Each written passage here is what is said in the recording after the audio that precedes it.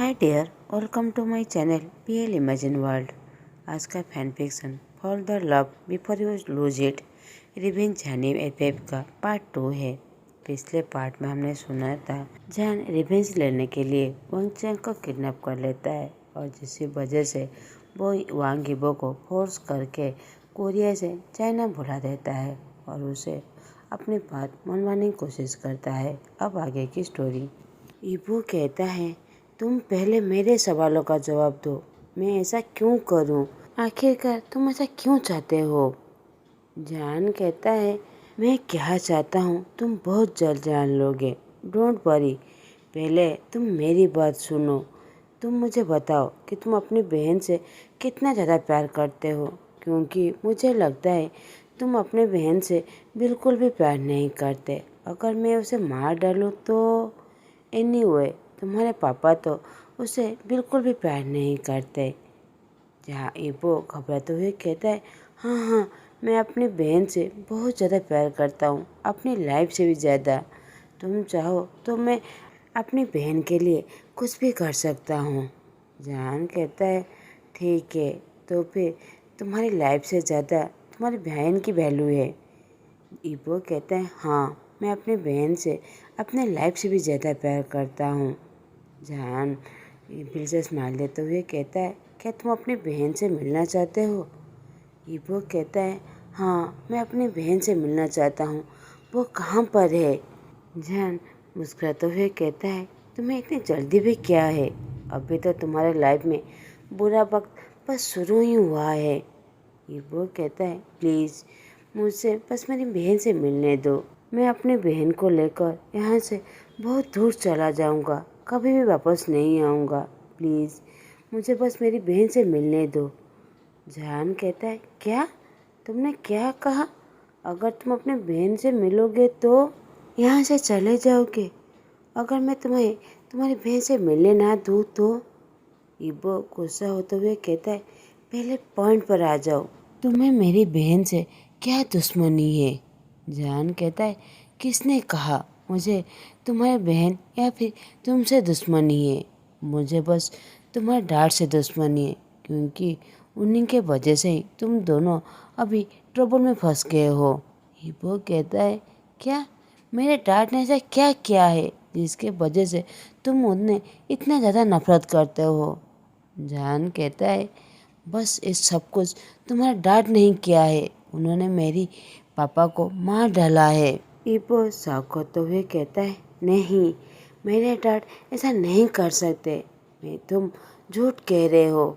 मेरे डैड किसी को भी नहीं मार सकते। मेरे डैड सभी से अच्छे से बात करते हैं। वो बस एक बिजनेस है, वो अपने बिजनेस से प्यार करते हैं। लोगों को इस तरह कभी भी हार्म नहीं कर सकते। जान कहता है, मगर उन्होंने मेरे पापा को मार डाला है, तो फिर वो कैसे अच्छे इंसान हो सकते हैं? यीबो कहता है, ठीक है, अगर मेरे पापा ने तुम्हारे पापा को मार डाला है तो फिर बताओ क्यों? मेरे पापा ने तुम्हारे पापा को क्यों मार डाला? जान कहता है, क्योंकि वो माफिया किंग बनना चाहते थे। मेरे डैड माफिया किंग थे। वो उन्हें मारकर वो पोजीशन वो हासिल करना चाहते हैं। यीबो शॉक होते हुए कहता है, क्या? Mafia king? तुम्हारे पापा एक माफिया किंग थे और फिर मेरे पापा उस मारकर इस वॉर को रोल करना चाहते थे? ये सब झूठ है। अच्छा ठीक है, अगर मेरे पापा ने तुम्हारे पापा को मारा है तो फिर तुम मेरे पापा से बहुत ज़्यादा नफरत करते होगे, तो फिर तुम मेरी और मेरी बहन को इतने ना ट्रबल में क्यों फंसा रहे हो? जान कहता है, इसमें तुम्हारी कोई भी गलती नहीं है, मगर पापा की गलती का सज़ा बच्चों को ही मिलता है। यीबो कहता है, ठीक है, तुम क्या चाहते हो? मैं ऐसा क्या करूं जिसे तुम मेरी बहन को छोड़ दोगे? जान कहता है, ठीक है, तो फिर तुम मुझे बेड पर प्लेजर दो। यीबो कहता है, क्या? तुम्हें क्या कह रहे हो? तुम समझ पा रहे हो खुद क्या कह रहे हो? मैं कोई गे नहीं हूँ या फिर बाइसेक्सुअल नहीं हूँ, मैं एक बॉय हूँ। जान कहता है, हाँ, मैं समझता हूँ मैं क्या कह रहा हूँ, मगर तुम समझ नहीं रहे हो। अगर तुम्हें तुम्हारी बहन जिंदा चाहिए तो फिर तुम्हें सब कुछ करना पड़ेगा। अगर तुम बाइसेक्सुअल नहीं हो या फिर गे नहीं हो, मगर मैं बाइसेक्सुअल हूँ और मैं तुम्हें अपने बेड पर चाहता हूँ। नहीं तो तुम इमेजिन भी नहीं कर सकते मैं तुम्हारी बहन के साथ क्या कर सकता हूँ। ये कहकर इबो को एक अंधेरे रूम में ले जाता है जहाँ पर उसकी बहन एक चेयर पर बंधा हुआ था। उसके पूरे बॉडी ब्लड से कवर था। इबो अपनी बहन को इसी कंडीशन में देखकर वो रोने लगता है। वो उसके पास जाने ही वाला था कि जैन उसके पकड़ लेता है और बॉडीगार्ड को इशारे से कह देता है। तो सारे बॉडीगार्ड्स वांग चैंग को फिर से मारने लगते हैं। वांग चैंग तो दर्द के वजह से अब बड़ी जोर से रोने लगा था।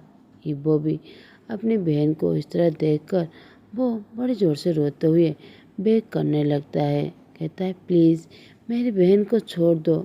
जैन एक डेविल से स्माइल देते हुए कहता है मैं तुम्हारी बहन को छोड़ दूंगा अगर तुम मेरी बात पर मान जाओगे। इबो रोते हुए कहता है तुम्हें क्या कह रहे हो, ये सब कुछ मेरे डैड ने गलती की है तो फिर तुम हमें इतना ज़्यादा पनिशमेंट क्यों दे रहे हो, प्लीज़ हमें छोड़ दो। जान गुस्सा होते हुए कहता है मैं तुम्हारी एक कोई नॉनसेंस बात नहीं सुनने वाला। तुम मेरी बात पर बस हाँ या मैं ना में जवाब दो। तुम मेरी मिस्ट्रेस बनना चाहते हो या नहीं, नहीं तो मैं तुम्हारी बहन को मार डालूंगा। जान रोते हुए कहता है नहीं मेरी बहन को मत मारो, तुम जो चाहोगे मैं करने के लिए तैयार हूँ। ये कहकर वह अपनी नीज को पकड़कर बड़े जोर से रोने लगता है। जान जो एक टेबल से स्माइल देते हुए बड़े गार्ड को कह देता है सब कुछ प्रिपेयर करने के लिए और इबो को उसके रूम में ले जाने के लिए। बॉडीगार्ड भी इबो को ले जाने लगते हैं। इबो रोते हुए मन में सोचता है कुछ देर पहले उसकी लाइफ कितना अच्छा चल रहा था और अब जान अपने रूम में आ जाता है और सवाल लेने के बाद बॉडीगार्ड को कह देता है इबो को उसके रूम में लाने के लिए।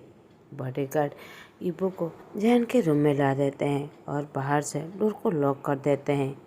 इबो तो सामने वाले पर्सन को देखकर पूरी तरह डर गया था। उसकी डेविल सी स्माइल तो इबो के बॉडी पर पूरी तरह घुसपैठ आ गया था। वो बस अपने स्टैंड पर खड़ा हुआ था एक स्टैचू की तरह। उसी समय उसे एक व्हिस्पर की आवाज़ सुनाई देता है जो जैन एक बड़ी सी स्माइल देते हुए कहता है बेबी बॉय। इबो तो ये बात सुनकर ही वो पूरी तरह थरथराने लगता है। वो बस जैन की तरफ देख रहा था जो उसकी तरफ देखकर बस टेबल से स्माइल दे रहा था। जैन कहता है आज से तुम मेरी मिस्ट्रेस हो और हर दिन तुम मुझे बेड पर प्लेजर देने वाले हो। ये कहकर इबो की ईयर पर वो लीक करने लगता है। इबो की आंखों से आंसू आने लगता है। वो बस यहाँ से भागना चाहता था मगर वो ऐसा कुछ भी नहीं कर सकता। उसकी बहन जो जैन के कब्जे में था। जैन इबो के लिप्स के साथ कुछ देर तक खेलने लगता है और उसे किस करते हुए नेक के पास आ जाता है। वो नेक पर किस करते हुए बाइट करने लगते हैं। इबो को दर्द होते हुए वो रोने लगता है। वो दर्द के वजह से आवाज़ निकालने लगता है। जैन उसके ईयर के पास जाते हुए कहता है अगर तुमने एक भी आवाज़ निकाला तो फिर तुम्हारी बहन यहाँ से जिंदा वापस नहीं जाएगा।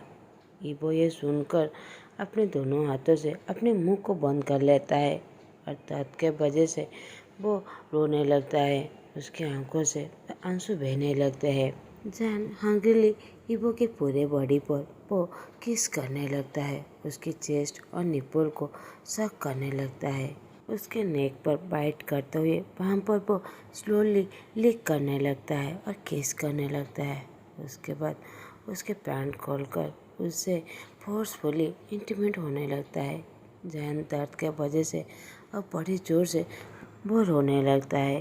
तो जैन गुस्सा होते हुए कहता है अगर तुमने अभी रोना बंद नहीं किया तो मैं तुम्हारी बहन को नहीं छोड़ूंगा। इबो ये बात सुनकर अपने दोनों हाथों को अपने मुंह पर टाइटली कवर कर लेता है जिससे वो रो भी ना पाए। उसकी आंसू आंखों के अंदर से धीरे धीरे बहने लगता है।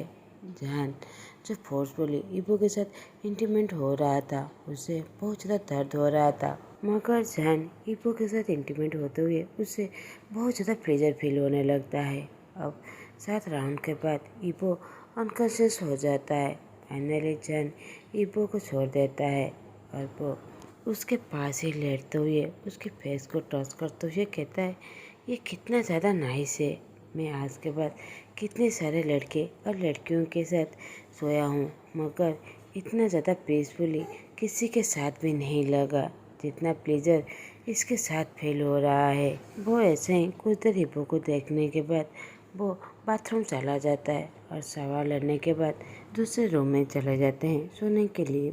इबो जब अपने सेंस में आता है वो कंफर्टेबल बैठने की कोशिश करता है। उसके पूरे बॉडी बहुत दर्द हो रहा था। इबो तो पहले कुछ भी समझ नहीं पाया, मगर जैसे ही उसे याद आता है कल क्या हुआ था, वो फिर से रोने लगता है और कहता है, मेरे साथ ये क्या हो रहा है। मैंने कभी भी नहीं सोचा था मैं ऐसे कुछ दर्द में गुजरने वाला हूँ। वो ये सारी बातें सोचते हुए बड़े ज़ोर से रोने लगता है। रोने की आवाज़ सुनकर एक सर्वेंट इबो के पास आता है और कहता है, सर आप इस रूम से बाहर नहीं जा सकते, और कुछ कपड़े देकर वहाँ से चले जाता है। इबो शावर लेने के लिए जैसे ही खड़े होने की कोशिश करता है उसकी पूरे बॉडी में जो बहुत ज़्यादा दर्द होने लगता है। वो बड़ी ज़ोर से रोना चाहता था, मगर फिर से वो कल की बातें याद करते हुए अपने दोनों हाथों को अपने मुंह में कवर कर लेता है। अब वॉल के हेल्प से वो बाथरूम की तरफ जाता है। इबो जो सब कुछ कर रहा था वो जान कैमरा से ऑफिस रूम में बैठकर ये सब कुछ देख रहा था। वो इबो को इतना ज़्यादा तकलीफ में देखकर वो बस खुश हो रहा था, मगर कहीं न कहीं इबो को बहुत ज़्यादा बुरा फील भी हो रहा था। उसी समय वो सर्वेंट को कहकर इबो के लिए खाना दे देने के लिए कह देता है। इबो शावर लेने के बाद बस बेड पर बैठा ही हुआ था कि एक सर्वेंट उसे खाने के ट्रे देता है। इबो खाना खाने के लिए मना कर देता है। जान जो सब कुछ देख रहा था वो बहुत ज़्यादा गुस्सा हो जाता है। वो सर्वेंट को कॉल करते हुए कहता है इबो को फ़ोन देने के लिए। सर्वेंट इबो को फ़ोन दे देता है।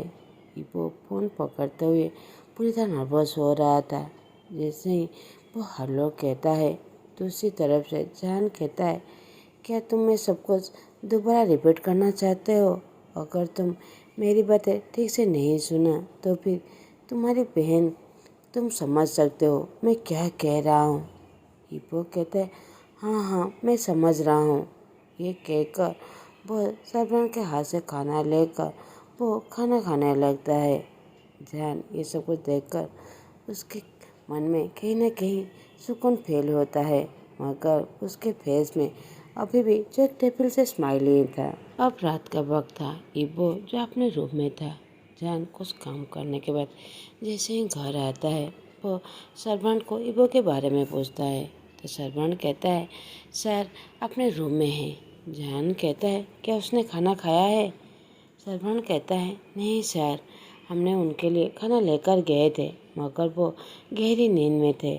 जान कहता है, ठीक है तो फिर तुम अभी उसके लिए खाना लेकर जाओ। सर्वेंट कहता है, ठीक है सर। सर्वेंट इबो के लिए खाना लेकर जाता है। इबो जो विंडो के पास बैठकर बाहर की साइड बस देख रहा था। सर्वेंट कहता है, सर आप खा लीजिए। इबो कहता है, तुम रख लो, मैं बाद में खा लूँगा। सर्वेंट कहता है, नहीं सर, जान सर ने कहा है आपके खाने के बाद ही मैं यहाँ से चला जाऊँगा। इबो अब कुछ नहीं कहता। वो सर्वेंट के हाथ से खाना लेकर खाना खा लेता है और खाना खाने के बाद सर्वेंट वो प्लेट लेकर रूम को बाहर से लॉक कर देता है। इबो जो बहुत ज़्यादा अपसेट था, उसे पता था लास्ट नाइट की तरह आज भी वही चीज़ होने वाला है। ये सोचकर ही उसकी बॉडी तो पूरी तरह क्रम्पिंग करने लगा था। वो बड़ी ज़ोर से रोने लगता है। उसी समय डोर ओपन होता है। जान रूम के अंदर आते हुए कहता है, तुम्हारी कंडीशन कैसा है? मुझे कभी भी नहीं लगा था ऐसे ब्रेव इंसान का बेटा जो इतना ज़्यादा वीक है। तुमने तो अपने डैड का नाम को पूरी तरह खराब ही कर दिया है। इबो ये सुनकर बहुत ज़्यादा सैड फील करने लगता है। मन में कहता है उसने कोई भी गलती नहीं किया है, फिर भी उसे बहुत ज़्यादा पनिशमेंट मिल रहा है। जैन इबो के फेस को अपने करीब खींचते हुए कहता है कि आप फिर से शुरू करें।